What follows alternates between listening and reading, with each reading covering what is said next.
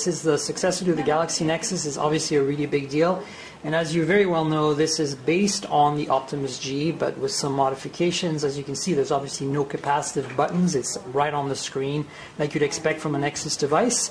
It's got a slightly different shape, obviously, than Optimus G, but in the back is a very similar design with the glass backing that has this really cool pattern. If you look at it from different angles, this is the 8-megapixel camera version of LG's Optimus G camera set, since they have the 13 as well, and so they've chosen the 8, and you can see the layout is very similar with the flash, the camera. The speaker down here is even the same kind of slit, so other than the curved bottom and top, and of course the buttons being removed and replaced with these on-screen buttons. There's also a notification light that's moved from up here down to there, and then you can see the front-facing camera here, the earpiece. Now let me walk you around the edges. Again, that hasn't changed too much from the Optimus G. You see the headphone jack here, the secondary microphone. On the left-hand side you have the volume rocker and a tiny little micro SIM tray. And on the bottom you have the micro USB MHL connector primary microphone, and the 2 screws are again very similar to the Optimus G here.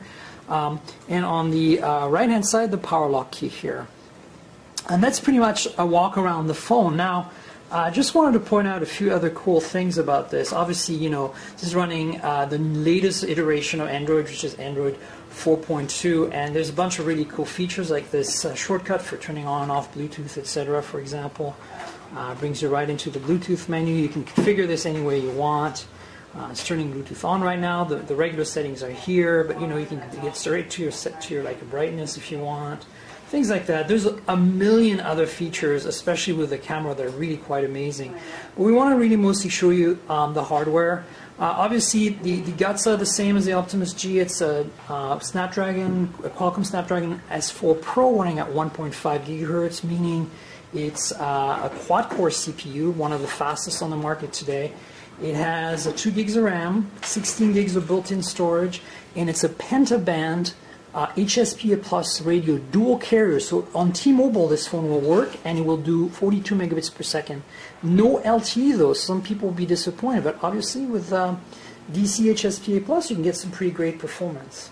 That's pretty much it in terms of feature set. Again, 8-megapixel autofocus camera on the back, the same probably 1.3 megapixel camera as the Optimus G in the front. So yeah.